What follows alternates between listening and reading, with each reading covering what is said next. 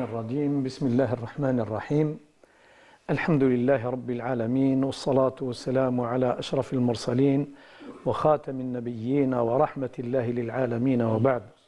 Chers téléspectateurs, salam alaikum wa rahmatullahi ta'ala wa barakatuh. Marhaba bikoum dans votre émission Avis religieux. Bien sûr, je rappelle à nos téléspectateurs que nous sommes en direct et que nous allons accepter vos appels, bien sûr, durant toute cette petite heure que nous allons passer avec le professeur Mohamed Awaz, avec le grand plaisir. Marhaba bik, Oustad. Donc, pour continuer le sujet que nous avons déjà abordé, celui de l'invocation, ou bien l'évocation. Pour certains, l'invocation, c'est dua, mais c'est le même synonyme. L'invocation, c'est des termes pour traduire le mot dhikr, l'invocation, le souvenir, le rappel, le souvenir. Si vous voulez, si on peut commencer par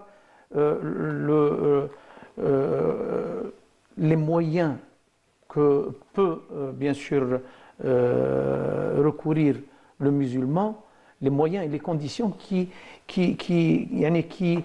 l'aident à accéder au degré de l'éveil, bien sûr, à travers le dhikr, bien sûr. Bismillah ar-Rahman ar-Rahim, alhamdulillah, wa salatu wa salam ala sayyidina rasulillah wa ala alih. Je pense d'abord que tout est question de grâce et il ne faut pas oublier ni perdre de vue un principe fondamental que tout émane de la grâce d'Allah tabaraka wa ta'ala. Et donc il y a ce qu'on peut appeler سبق الفضل الإلهي أو المنة الإلهية, donc le principe de l'initiative de la grâce divine. Donc ce qui peut provoquer cet éveil, c'est d'abord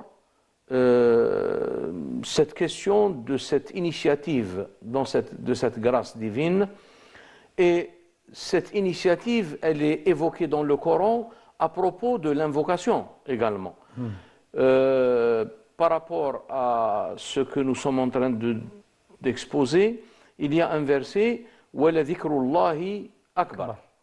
Parmi les interprétations qu'on peut trouver à ce verset, وَلَا ذِكْرُ اللَّهِ أَكْبَرُ, ça veut dire que la mention d'Allah tabaraka wa ta'ala pour son serviteur, afin qu'il l'installe dans cet état d'éveil et dans cet état de, je dirais, de prise de conscience, il est plus grand que l'invocation du serviteur lui-même pour Allah tabaraka wa ta'ala.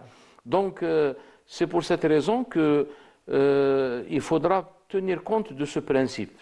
Tout est question de grâce. Kullu shay'in raji'un ila al-fadl al-ilahi. Et c'est pour cette raison que parmi les grâces que nous rappelle l'un des grands maîtres spirituels de l'islam, Cheikh Ibn Ata'Allah Sakandari, lorsqu'il nous fait rappeler que Allah tabaraka wa ta'ala nous a rendus dignes de beaucoup de choses et de beaucoup de grâces. Entre autres, an'ama alayka bi ni'amin thalatha. La première, ja'alaka lahu dhakiran. Donc c'est lui qui il nous a installés dans cet état pour pouvoir l'invoquer, pour pouvoir le mentionner, pour pouvoir se souvenir d'Allah tabaraka wa ta'ala. Donc là, c'est la première des choses. Et puis, deuxièmement, dans les textes, notamment du Coran, nous avons évoqué que la question de l'invocation, ce n'est pas par hasard que là où elle a été évoquée dans le Coran, elle est en rapport avec la notion d'abondance. وَاذْكُرْ رَبَّكَ كَثِيرًا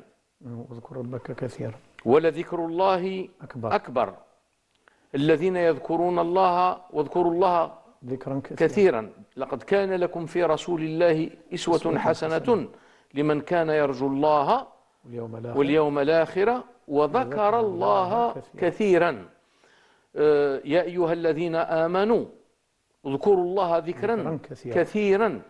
Et là, nous avons mentionné le fait qu'il y a deux compléments, al-maf'oul al-mutlaq wa al-sifa, dilalatan ala ahammiyati hadha al-dhikr. Et je pense que le dhikr est la forme la plus excellente et la forme la plus efficace pour s'installer dans cet état d'éveil, dans cet état de compagnie, al-mujalasa. Parce que la compagnie d'Allah tabaraka wa ta'ala, ou le fait qu'Allah tabaraka wa ta'ala se fasse le compagnon intime de celui qui l'invoque, ana jalisu man dhakarani. Donc, tout est question de parvenir à cet état. Et je pense que toutes les rites, toutes les pratiques rituelles, tous les rites de l'islam, qu'il s'agisse de prière, la prière d'ailleurs, Allah tabaraka wa ta'ala, s'adressant à Sidna Moussa alayhi salam, il lui rappelle deux choses, c'est-à-dire l'unicité, innani ana Allahu, la ilaha illa ana, il n'y a pas d'autre divinité en dehors de moi, la ilaha illa ana fa'budni, adore-moi, wa aqim as-salata li dhikri. Ça veut dire que la prière, elle est un moyen également par lequel on pratique d'une façon, peut-être, je dirais, d'une façon spontanée, cette invocation. Parce que la prière, ce n'est pas seulement des gestes. C'est une lecture du Coran. En plus, puisque le Nabi sallallahu alayhi wa sallam nous a exprimé cela en disant Afdalu dhikri tilawatu al-Qur'an. Et donc, qu'il s'agisse de pèlerinage, de zakat, de prière, de jeûne, tout cela est considéré comme des formes par lesquelles se réalise et s'accomplisse l'invocation. Par exemple, si on essaie de donner un exemple par rapport au pèlerinage, à un tel point, lorsqu'on termine les rites du pèlerinage, Allah tabaraka wa ta'ala nous rappelle qu'il ne faut pas oublier, il faut tout de suite penser au retour, penser à la famille, penser à nos affaires de ce monde. Mais il nous dit qu'il y a des gens qui tentent peut-être d'oublier qu'ils sont là, non seulement pour accomplir un rite et c'est terminé, mais ils sont là pour être en perpétuel rapport et relation avec Allah tabaraka wa ta'ala à travers l'invocation. Et c'est pour ça qu'il distingue deux catégories de gens. Des gens qui n'ont pas, je dirais, un lot dans la vie future parce qu'ils n'ont pas justement observé cette invocation. Et le Coran le dit, فَاذْكُرُوا كَذِكْرِكُمْ آبَاءَكُمْ أَوْ أَشَدَّ ذِكْرًا. Invoquez Allah tabaraka wa ta'ala de la même manière que vous invoquez ou que vous mentionnez vos parents, vos membres de la famille, ou encore plus. Hein? Parce que voilà, donc le rappel, il intervient. Et d'ailleurs, ceux qui ont fait l'expérience de ce pèlerinage, ils savent que lorsque les rites du pèlerinage sont terminés, avant de terminer les rites, on est dans un état où on ne pense même pas, des fois, à toutes les attaches qui nous relient à nos membres de la famille, à nos affaires de ce monde. Mais une fois les rites terminés, le pèlerin, il vous dit, moi je veux, dès que je termine les rites, je rentre directement pour rejoindre ma famille. Oui. Et c'est là où Allah tabaraka wa ta'ala nous interpelle en disant اذكروا الله كذكركم آباءكم أو أشد ذكرا ومن الناس من فاذكروا الله كذكركم آباءكم c'est un ordre فاذكروا الله كذكركم آباءكم أو أشد ذكرا فمن الناس من يقول ربنا آتنا في الدنيا وما له في الآخرة من خلاق. Ça veut dire il se limite à demander des choses qui sont en rapport avec la vie d'ici-bas. Et il y a des gens qui disent, dans un contexte d'équilibre, ce n'est pas interdit de vaquer à ses affaires dans ce monde, mais il y a aussi, conformément à l'enseignement coranique, وابتغي فيما آتاك الله الدار الآخرة, c'est ça l'essentiel, ولا تنس نصيبك من الدنيا وأحسن كما أحسن الله إليك. Donc, je pense que premier point, c'est de s'appuyer sur cette grâce divine, le fadl al-ilahi, et que tout commence par lui. Et c'est pour cette raison que Allah nous rappelle que tout ce qui est en rapport avec la vie spirituelle du croyant, du musulman, il y a la question de l'amour divin, il y a la question de l'agrément divin, reva, il y a la question du repentir, de revenir à Allah tabaraka wa ta'ala. Et si on examine les versets du Coran à ce sujet, on trouve toujours le principe d'initiative divine qui est présent pour nous rappeler que les choses ne parviennent pas de vous, ne dépendent pas de vous, mais dépendent de la grâce divine. يحبهم ويحبونه رضي الله عنهم ورضوا عنه فتاب الله عليه ثم تاب الله عليهم ليتوبوا. Et le lemme exprime la cause, c'est-à-dire pour qu'ils puissent revenir vers lui, il faut que d'abord, initialement, lui revienne vers eux et accepte. Hein? Et là, bien sûr, le Coran évoque cette question dans un contexte, je dirais, psychologique qui parle d'une catégorie de gens hein, qui se sont, je dirais, attardés de répondre favorablement à l'appel et à l'instruction du prophète sallallahu alayhi wa sallam pour aller combattre avec lui. Et à un moment donné, ils se sont trouvés dans un état de remords et dans un état de culpabilité où le Coran l'exprime par le fait que la terre est devenue pratiquement très petite pour eux, malgré qu'ils sont en train de vivre dans cet vaste univers. ثم ضاقت عليهم الأرض بما رحبت.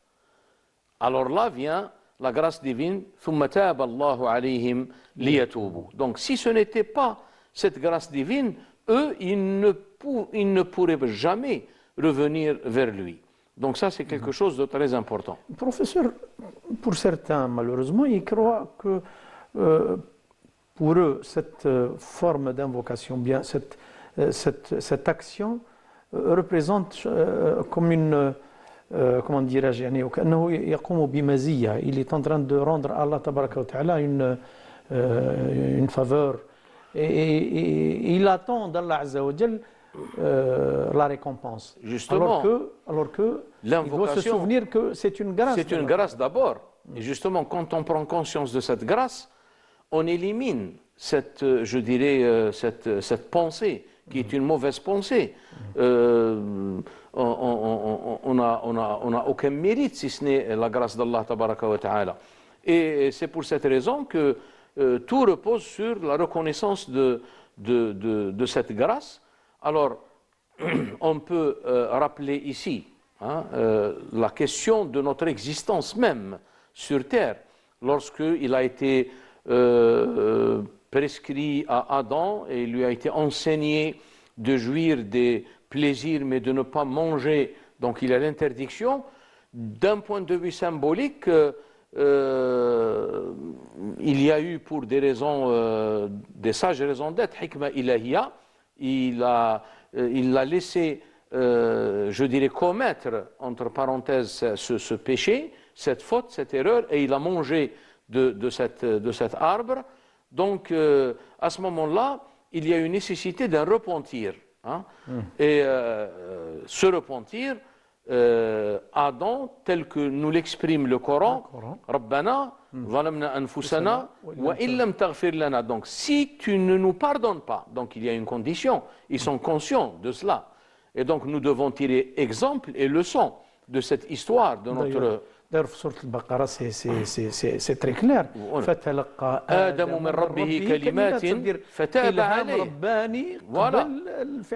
Mais la formulation de cette, je dirais, de cette dépendance et de ce retour vers Allah tabaraka wa ta'ala, Rabbana zalamna anfusana, nous avons fait injustice à nous-mêmes.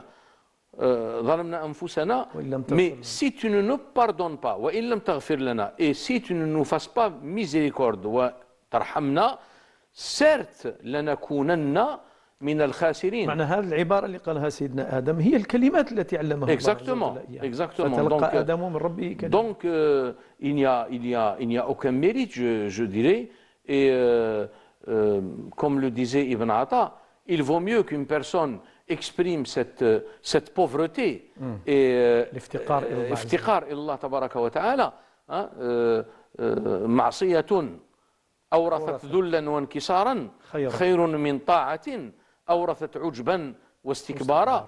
Si j'accomplis extérieurement une obéissance et que cela m'entraîne dans un sentiment de prétention et d'orgueil, alors il vaut mieux que je fasse une faute et que cette faute soit une cause pour moi pour revenir humblement, pour revenir et demander et supplier même Allah tabaraka wa ta'ala pour bénéficier de sa grâce et de son pardon. Professeur, nous avons un appel de notre frère Boualam d'Alger. Est-ce qu'il est toujours en ligne? Allô? الو مرحبا سي بوعلام. عسلامة. الله يسلمك يبارك فيك. الله يسلمك. سي بوعلام سي vous permettez نقص شويه الفوليوم، نقيه ولا نقصلو ولا حبسو كاريمون لو سون تاع التلفزيون؟ لا وبعد كيفاش نسمع من بعد واش يقول؟ راك تسمع بالتليفون، راك تسمع بالتليفون. التليفون صح.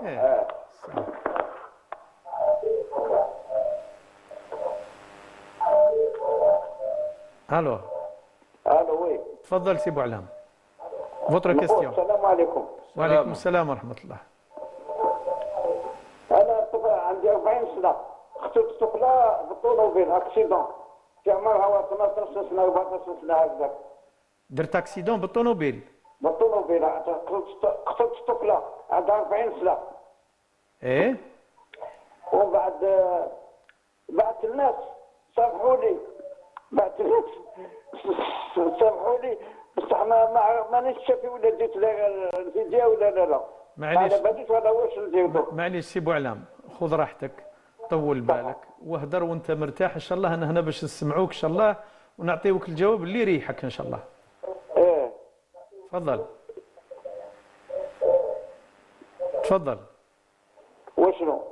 تفضل كمل. واش نكمل؟ واش ندير دوك؟ ولا ندير الفيديو ولا نبعث الدراهم ولا ولا نصدق ولا واش ندير؟ ما على باليش. انت لاكسيدون كي درت لاكسيدون قست واحد يعني؟ قتلت طفله في عمرها 12 سنه ولا 14 سنه. قست طفله صغيره؟ صغيره. وبعث الناس، بعث وليدي مع واحد اخر سمحوا لي بصح مانيش شافي ولا درت لها حاجه ولا ما درت لهاش. معليش هذه الطفيله هذه توفات ولا صار لها؟ توفات، ماتت الله ربي يرحمها. يرحمها ان شاء الله. هي طيب وانت اخي كي قستها ما كنتش فوتيف يعني، ما كنتش داير خطا؟ لا ماشي فوتيف، لا ماشي فوتيف. هي اللي كانت غلطه يعني، مثلا ما كانتش قطعه في باساج بروتيجي. مريضه هذيك الطفله، عيطت لها يماها قالت لها قطعي وقطعت وضربتها انايا، قطعت على الطوموبيل تاعي.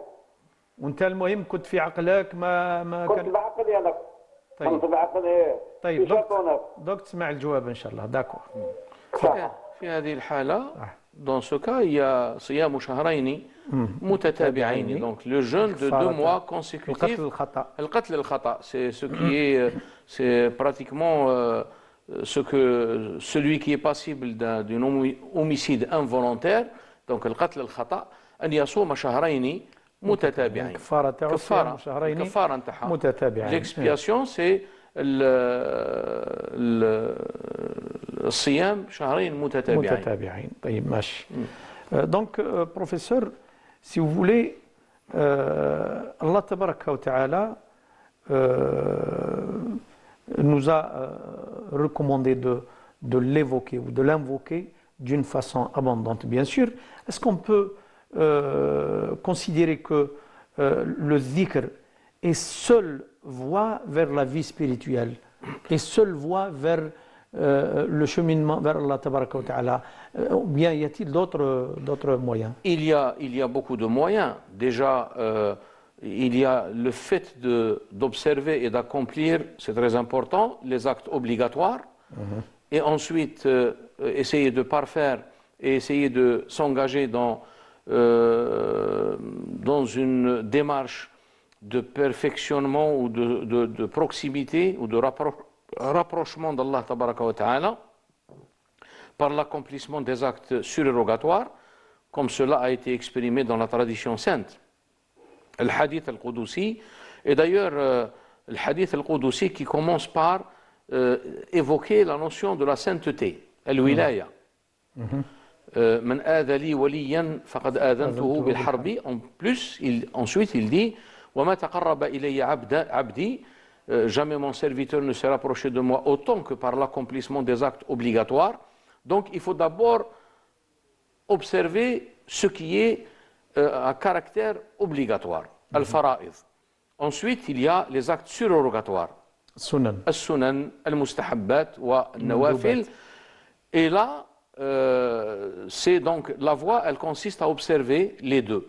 Mais sur le plan spirituel, sur le plan intérieur, l'efficacité et la pratique la plus excellente, il y a l'invocation. D'ailleurs, c'est pour cette raison que nous avons évoqué le fait qu'elle est la seule où Allah tabaraka wa ta'ala l'ordonne pour les croyants à caractère abondant, kathiran. Voilà. Mais nous avons dit également que même en accomplissant les actes obligatoires, il y a un contenu qui est essentiellement un dhikr. Mais là, nous sommes en train, parce que nous avions déjà évoqué dans une émission, qu'il faut distinguer entre le dhikr dans le sens global et général du terme, que chaque musulman le fait d'une façon spontanée, peut-être d'une façon même sans qu'il se rende compte, en accomplissant une prière, en accomplissant même, en procédant à une ablution. Donc il y a des invocations à réciter avant, à réciter après. Donc tout cela, c'est du dhikr. Mais nous parlons ici dans le dhikr dans un contexte bien déterminé, c'est-à-dire en tant que pratique qui a comme finalité ou pour finalité d'arriver à l'état de présence divine, Allah tabaraka wa ta'ala. Et dans ce sens, il n'y a pas pratiquement une autre pratique aussi efficace que l'invocation, avec un accord unanime pratiquement de tous les maîtres spirituels. Professeur, entre les formes ou bien les formules de dhikr recommandées par le prophète ou par Allah tabaraka wa ta'ala, que ce soit l'adhkar تاع اليوم والليلة تاع الصباح والمساء, l'adhkar تاع قبل الصلاة بعد الصلاة, est-ce qu'ils ont la priorité par rapport à d'autres dhikr qui sont indépendants de certaines pratiques religieuses? Oui. Ou bien ils sont dans le même rang? Ce n'est pas la même chose. Tout dépend à partir de quelle position on part pour voir cette question. J'ai posé cette question pour bien sûr يعني باش ننبه باللي la priorité est au dhikr qu'Allah Azza wa Jal a demandé, que le prophète sallallahu alayhi wa sallam nous a appris, puis le deuxième dhikr qui est indépendant des actes ou des pratiques courantes, يولي أقل يعني أو مطلوب بشكل ثانوي.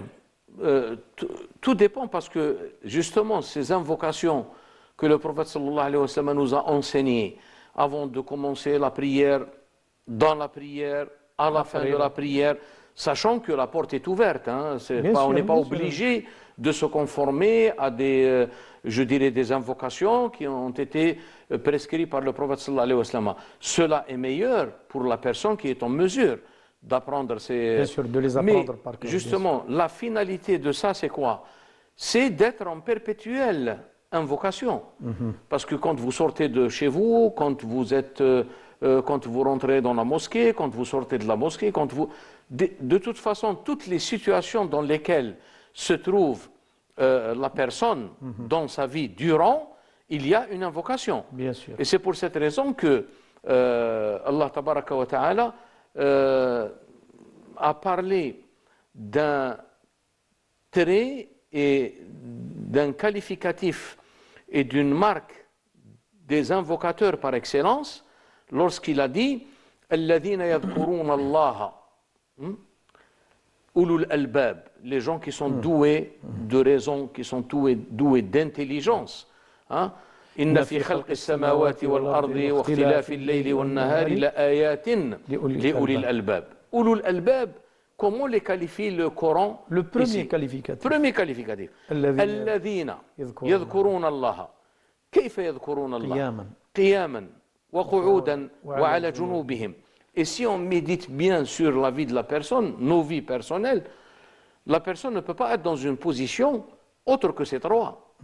Il est soit debout, soit assis, soit allongé. Il ne peut pas être autrement.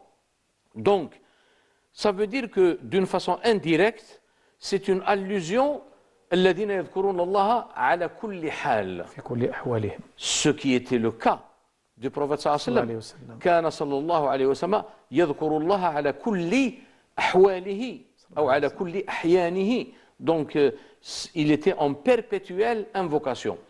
Et justement, le fait que cela a été réparti dans la journée et dans les différentes circonstances, ce n'est pas le fait de choisir telle ou telle invocation. L'essentiel, c'est d'être en état de présence perpétuelle. Maintenant, après, si vous récitez une invocation textuellement comme cela a été évoqué dans le texte, dans le Coran ou dans la tradition prophétique, ou vous évoquez à partir d'une invocation que vous formulez vous-même, l'essentiel, c'est qu'elle soit dans le cadre d'une invocation. Toujours reste que le fait d'utiliser et de choisir les formules existantes dans le Coran, et d'ailleurs le Coran pratiquement abonde en matière de formules invocatoires. La tradition prophétique également. Mais nous, c'est-à-dire, une personne peut se conformer à ces traditions, à ces invocations qui sont évoquées dans le Coran et dans la tradition, mais par rapport à l'état d'éveil et l'état de présence, il n'est pas forcément installé dans cet état.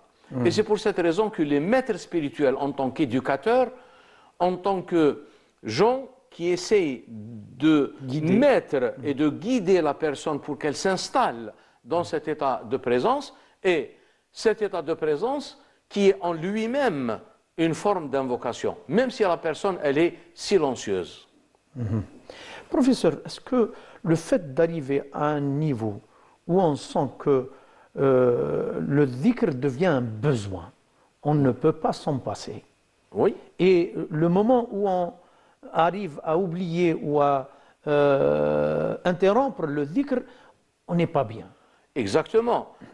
C'est pour cette raison que Ibn al-Qayyim dit que c'est parce que nous sommes pratiquement chargés de voiles et de préoccupations et d'inadvertance, ghafla, qu'on n'entend pas les cris et les gémissements de l'esprit. Si on était dans un état de transparence, on aurait pratiquement pris conscience de cet esprit qui gémit sur le fait, al-hasra, la déception. Parce que à ce sujet, on peut évoquer la parole du prophète sallallahu alayhi wa sallam. Ma min sa'atin tamurru al-insan. Il n'est d'instant qui passe sans que le croyant invoque Allah tabaraka wa ta'ala, sans que cela soit une déception pour lui. Et Yawm al-Qiyamah, il sera également, il y aura un regret terrible de ne pas avoir invoqué Allah tabaraka wa ta'ala dans un instant, ne serait-ce que limité ou bref dans la vie. Donc, il faut justement invoquer avec abondance pour s'installer dans cet état je dirais, de présence. Et après, bien sûr, la voie la plus parfaite, c'est de prendre conscience que lorsqu'on est en train d'invoquer ou de réciter les invocations qui sont textuellement dans le Coran et dans la tradition prophétique, avec un état de présence, c'est la forme la plus excellente. Si vous voulez, donc, il faut chercher le moyen, il faut chercher les manières de s'engager sur cette voie qui nous aide par la grâce d'Allah tabaraka wa ta'ala. Et je parle ici d'un contexte bien déterminé, c'est-à-dire être en contact, comme l'a dit Allah tabaraka wa ta'ala, ya ayyuhalladhina amanu taqullaha wa kunu ma'a sadiqin. Les gens véridiques, les gens qui sont parvenus, les gens qui sont où leur présence déjà parmi les hommes, les individus, parmi les créatures, sont déjà une forme et un aspect de la grâce divine. Et c'est pour cette raison que Ibn Atta disait « Subhana man lam yaj'al ad-dilalata ala awliyaihi illa min haythu ad-dilalatu alayhi wa lam yusil ilayhim illa man arada an yusilahu ilayh » Donc il faut prendre conscience de cela. Donc ça ne veut pas dire que la grâce divine, elle a des aspects de manifestation. La grâce divine, ce n'est pas quelque chose d'abstrait que je cherche comme ça dans l'air. Donc le fait qu'il y ait une personne qu'Allah tabaraka wa ta'ala, par sa grâce, il a manifesté cette grâce par la présence de ces individus qui sont entre les créatures et qui sont, je dirais, un rayonnement autour des créatures. Et donc quand on a un contact, quand on a un lien, un rapport avec des gens qui sont eux-mêmes la concrétisation de cette grâce divine, alors Ibn Atta nous dit qu'ils n'ont été mis à la disposition des créatures que parce que Allah tabaraka wa ta'ala veut nous faire parvenir à lui à travers ses guides et à travers ces formes de grâce qui sont parmi les gens. Professeur, Inch'Allah, nous allons passer après la transition à la deuxième partie de notre émission, Inch'Allah, et nous aurons l'occasion d'étaler un petit peu et de parler un peu plus sur le sujet de cette émission, Inch'Allah. Donc, après un petit moment, salam alaikum wa rahmatullah.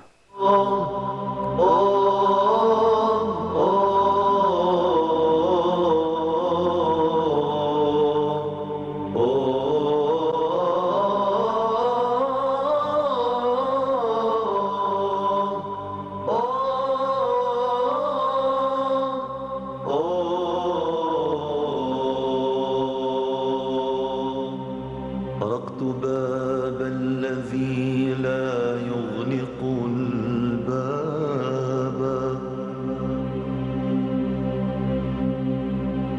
طرقت باب الذي لا يغلق الباب ولا يرد عن الأعتاب طلابا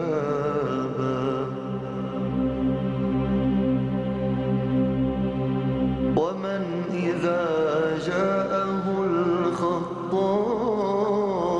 الخطاء يسأله ومن إذا جاءه الخطاء يسأله صفح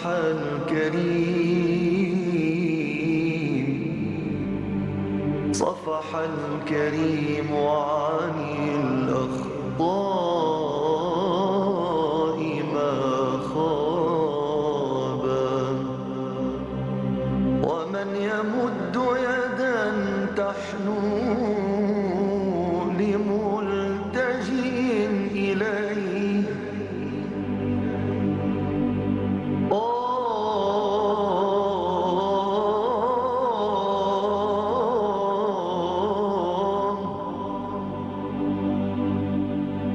ومن يمد يدا تحنو لملتجئ إليه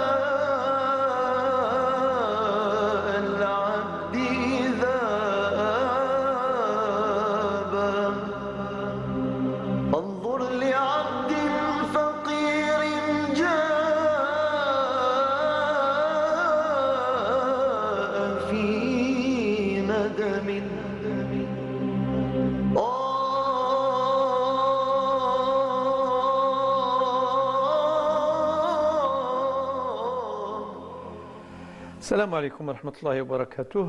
Marhaba bikum, chers téléspectateurs. Dans cette deuxième partie de notre émission Avis religieux, bien sûr, je rappelle toujours que nous sommes en direct et que vous pouvez nous appeler à tout moment dans cette deuxième partie qui reste dans notre émission. Nous avions perdu l'appel de notre sœur Fouzia de France. Elle a appelé pendant cette transition. Et elle avait trois questions. La première, professeur, concerne les musulmans qui ont des difficultés, des contraintes concernant leur habit dans certains lieux de travail, bien sûr. Le port du hijab, il est interdit ou il est mal vu. Qu'en est-il pour la réponse? Là, c'est des questions, bien sûr, qui ont surgi dans un contexte qui n'est pas le nôtre. Nous, on est censé, le musulman est censé donc appliquer et je dirais obéir aux instructions divines.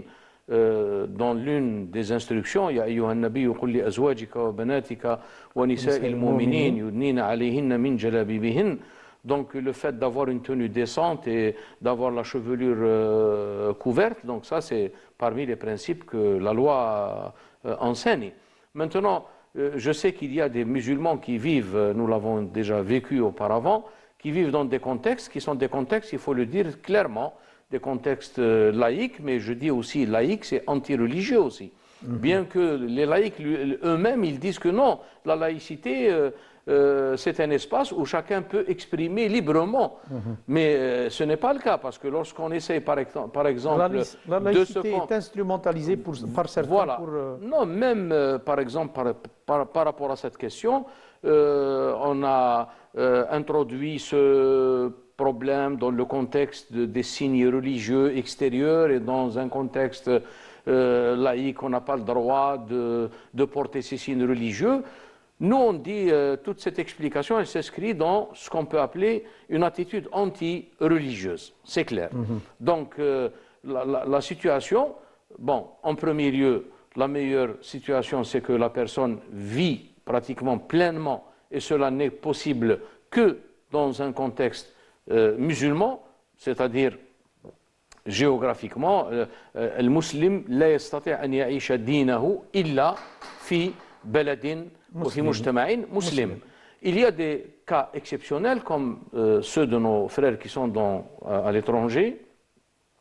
Donc il faut s'efforcer à essayer d'obéir et d'observer ces instructions divines, ces instructions, je dirais, religieuses, et essayer pratiquement de trouver un moyen de s'adapter à la situation. Tout en cherchant une autre solution. Voilà, tout en cherchant une autre solution, parce que ce n'est pas une solution non plus de dire non, vous êtes dans un contexte qui est différent de votre contexte culturel et je dirais spirituel, donc à ce moment-là vous abandonnez ces choses-là. Non.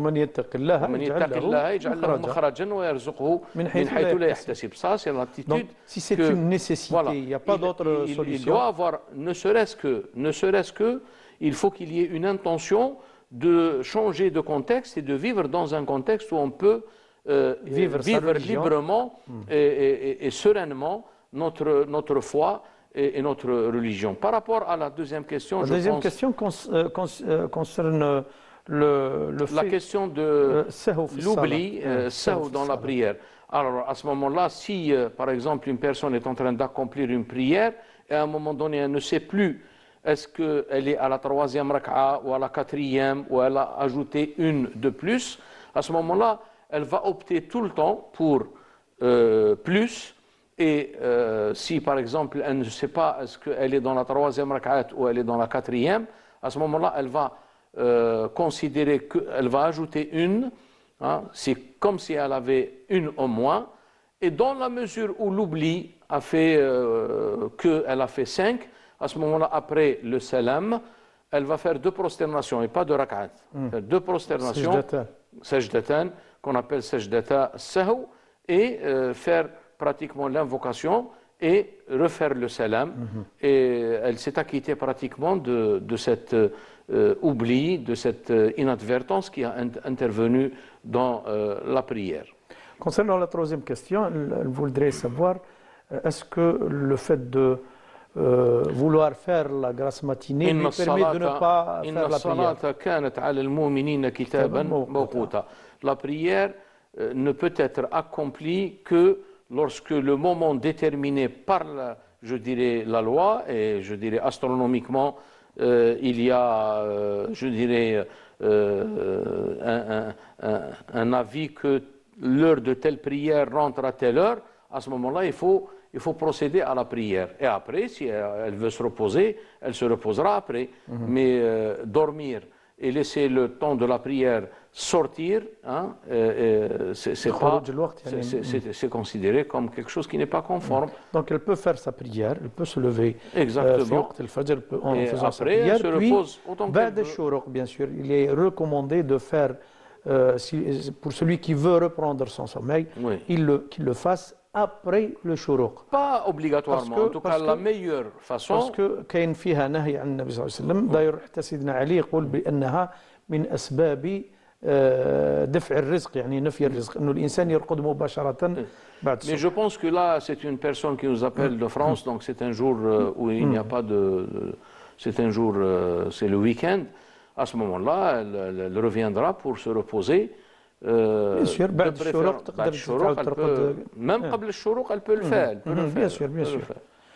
Donc, professeur, le musulman cherche à travers l'invocation la proximité d'Allah tabaraka wa ta'ala. Est-ce que le musulman doit parcourir et entreprendre un chemin long pour arriver à cette station, ou bien il peut l'atteindre بتوفيق من الله عز وجل. معناها يقدر يختصر المسافات ويصل إلى مرتبة القرب من الله عز وجل. On ne peut pas quantifier ou évaluer d'un point de vue, je dirais, quantitatif et par mesure ces choses-là, mais en tout cas, puisque tout dépend de la grâce d'Allah tabaraka wa ta'ala, et il y a, je dirais, des traditions prophétiques qui laissent entendre que lorsque la grâce intervient, hein, il peut s'agir d'un seul instant. La personne est transportée d'un état totalement dans l'inadvertance, dans l'insouciance, dans même le péché, et à ce moment-là, elle est installée par la grâce d'Allah tabaraka wa ta'ala, ce qu'on appelle le ravissement. Hein, al-jadba, dans une tradition prophétique, me semble-t-il, jadbatun min jadabati ar-Rahman tuwazi amal al-thaqalain. Donc là, c'est une question de la grâce d'Allah tabaraka wa ta'ala. Maintenant, il y a aussi une question de circonstances favorables, hein, que vit chaque personne et dans le contexte où il se trouve. Hein, et justement, si la question de la compagnie des gens invocateurs, des gens pieux, ça joue un rôle important. Ya ayyuhalladhina amanu taqullaha wa kunu ma'as sadiqin. Et aussi, lorsqu'on a parlé de l'aspect de la miséricorde et de la grâce d'Allah tabaraka wa ta'ala, qui sont ces gens qui guident les gens, qui orientent les gens et qui les installent sur la voie du cheminement vers Allah tabaraka wa ta'ala, lorsque il y a cette grâce, elle est là, pratiquement la personne, elle peut parvenir par la grâce d'Allah tabaraka wa ta'ala dans un temps relativement qui lui-même dépend par la grâce tabaraka wa ta'ala, par la grâce d'Allah. Mais en tout cas, comme le dit le poète, ولا بد لقارئ الباب أن يلج. C'est une règle. Celui qui insiste à frapper ou à taper dans une porte, il finira par rentrer. Donc voilà l'esprit par lequel on entreprend ces choses dans ce domaine qui est le domaine spirituel. Et la proximité, bien sûr, une fois que la personne elle est installée dans cet état, l'insouciance, je dirais, elle est chassée. Comme l'obscurité, on ne chasse pas une obscurité et laisser le vide, parce que le vide dans ce sens n'existe pas, et on va mettre la lumière. La lumière elle-même, quand elle s'installe, c'est l'évacuation ou la vacuité du lieu de cette obscurité. Donc voilà comment on peut envisager cette question. Professeur, vous venez de parler indirectement de la façon d'invoquer Allah Tabaraka wa Ta'ala. Il y a deux façons d'invoquer Allah Azza wa Jal, soit individuellement, soit en groupe. Oui. Pour certains, pour ne pas rentrer dans la divergence, non, je parle sur un plan éducatif, sur un plan de si je peux me permettre, d'entraînement et de كيفاش نقولوا يعني تدرب وتعلم. Est-ce que le fait de recourir à une compagnie, à un groupe pour arriver est vraiment... Oui, je sais, vous faites allusion à une divergence que beaucoup de gens évoquent, surtout à l'encontre des gens qui se réunissent dans un contexte soit confrérique, soit seulement un contexte collectif pour faire une invocation. Déjà, il faut rappeler que les versets coraniques sont à caractère général et il y a un appel au pluriel. Ya ayyuha alladhina amanu udhkuru Allaha dhikran kathiran وسبحوه بكرة وأصيلا. يعني Donc il y a صيغة الإفراد جاءت في حق النبي صلى الله عليه وسلم. في حق النبي صلى الله عليه وسلم. المؤمنين كلها كانت صيغة Exactement, c'est un contexte qui évoque cet aspect واذكر ربك إذا نسيت. واذكر ربك إذا نسيت. Et également, le prophète sallallahu alayhi wa sallam a évoqué à plusieurs reprises les gens qui se réunissent. Avec l'évocation du mot ijtima'. Majtama'a qawmun fi baytin min buyutillah. Alors moi, je ne comprends pas comment quelqu'un il va comprendre que si le prophète sallallahu alayhi wa sallam nous appelle et nous invite à faire un ijtima' fi baytin min buyutillah, il veut dire qu'il ne faut pas le faire à l'extérieur. C'est insensé, c'est absurde. حتى رواية مذكور في بيت مش بالضرورة يعني مسجد. اجتمع قوم في بيت من بيوت الله يتلون كتاب الله أو يتدارسونه فيما بينهم. Je ne comprends pas aussi que si on se réunit pour étudier le Coran, pour le réciter, je ne comprends pas comment cela peut être une instruction à ne pas se réunir pour faire de l'invocation. Ah, on dit non, non, non. La tradition, elle parle يتلون كتاب الله أو يتدارسونه فيما بينهم. Donc, c'est une question. Alors, si la forme la plus excellente du dhikr est la lecture du Coran, alors comment se fait-il, comment pouvons-nous comprendre que cette tradition prophétique représente une restriction, hein? Mais de toute façon, selon l'avis majoritaire des savants musulmans, il n'y a aucun mal. Au contraire, c'est un grand mérite et c'est quelque chose qui est recommandé, fortement recommandé. C'est, et en règle générale, al-ijtiba'u ala al-khayri amrun matlubun shar'an wa maqsadun min maqasid al-shari'a. Et il est plus méritoire que quelque chose qu'on entreprend à caractère individuel. Donc, pratiquement, vu ce que je viens d'avancer, je pense qu'il y a un mérite particulier et il y a un grand bienfait lorsque on se réunit pour l'invocation d'Allah Tabaraka wa Ta'ala. Nous avons notre sœur Malika de France. Allô? Oui, salam alaikum. Wa alaikum salam wa rahmatullah. Tfadli, madame. Oui, s'il vous plaît, je voulais savoir parce que je vais être hospitalisée et je voulais savoir comment je peux faire mon ablution et la prière pendant que je suis à la clinique. Quelle sorte C'est une prothèse de genou. D'accord. En tout cas, madame, quand vous n'êtes plus en mesure de faire votre prière ou votre ablution d'une façon normale comme vous l'êtes maintenant, à ce moment-là, vous procédez à tayammum, donc l'ablution pulvérale ou l'ablution sèche. Donc vous prenez une pierre avec vous par une petite pierre pour pouvoir faire cette ablution pulvérale de la manière qui est expliquée dans la loi.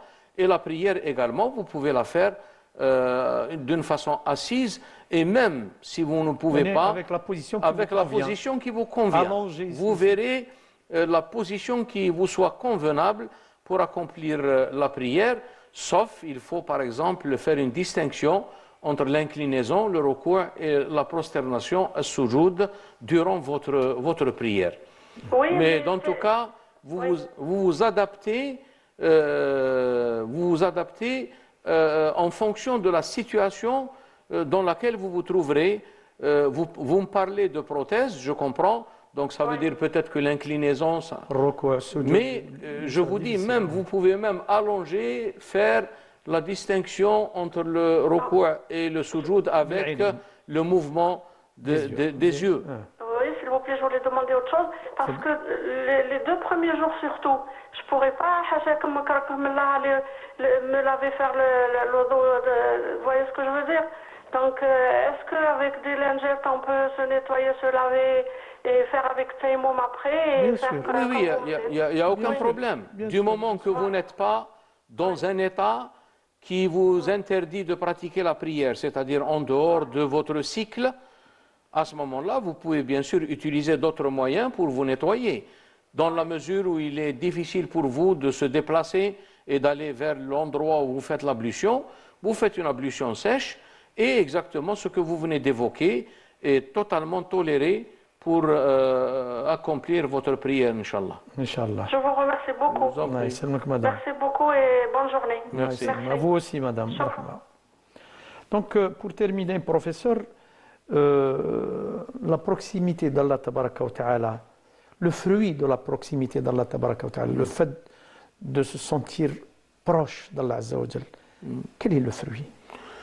Ben, en elle-même déjà, elle est un fruit, parce qu'elle est le fruit de cette démarche qui est longue ou courte, ou relativement plus longue ou plus courte par rapport à différents individus. Parce que pour certains, al-qurb min Allah Azza wa Jal yu'addi ila al-uns. Justement, c'est le fait de s'installer dans cette station, al-maqam, maqam al-qurb, et déjà, ce maqam, cette station spirituelle, elle est inexprimable. Parce que Allah Tabaraka wa Ta'ala, quand il a parlé de cette proximité, vous savez, il l'a évoqué dans un contexte qui mérite une certaine méditation pour chercher le sens profond et le sens subtil. وَنَحْنُ أَقْرَبُ إِلَيْهِ مِنْ حَبْلِ الْوَرِيدِ. Et c'est pour cette raison que ceux qui ont essayé, tenté d'exprimer un petit peu cette proximité, ils ont été accusés. Et ils ont tenu des propos. Pourquoi? Parce que tout simplement, cette station, cet état, le langage ne peut pas le contenir. Parce que la proximité, dans le verset coranique, وَنَحْنُ أَقْرَبُ إِلَيْهِ مِنْ حَبْلِ الْوَرِيدِ, حَبْلِ الْوَرِيدِ, il est en nous, il n'est pas proche de nous. Donc, comment exprimer cet état de proximité, cet état d'intimité avec Allah Tabaraka wa Ta'ala? Donc, c'est pour cette raison que l'imam al-Ghazali, quand il a fait son expérience par rapport à son cheminement spirituel, il a évoqué certains états qui sont en rapport avec cette proximité, et il s'est limité à dire وَكَانَ مَا كَانَ مِمَّا لَسْتُ أَذْكُرُهُ فَظُنَّ خَيْرًا وَلَا تَسْأَلْنِي عَنِ الْخَبَرِ. Ça veut dire, prends les choses de bonne part et ne me questionne pas des faits. Hein? Il s'est produit ce qui s'est produit. وَكَانَ مَا كَانَ مِمَّا لَسْتُ أَذْكُرُهُ. Il s'est produit ce qui s'est produit dont je ne te relaterai pas les faits. Prends les choses de bonne part et ne me questionne pas du fait. Donc ça, c'est des choses qui relèvent de l'expérience, qui relèvent du goût, الذوق, التجربة, ولا يمكن للإنسان أن يعبر عن هذه الحقائق إلا من عاشها. Professeur, merci beaucoup. Barakallahu fik ala kulli tawdihat. J'espère, Inch'Allah, que nos téléspectateurs ont tiré profit de cette émission. On vous donne rendez-vous dimanche prochain à la même heure. Barakallahu fikum. Wassalamu alaikum wa rahmatullahi ta'ala wa barakatuh.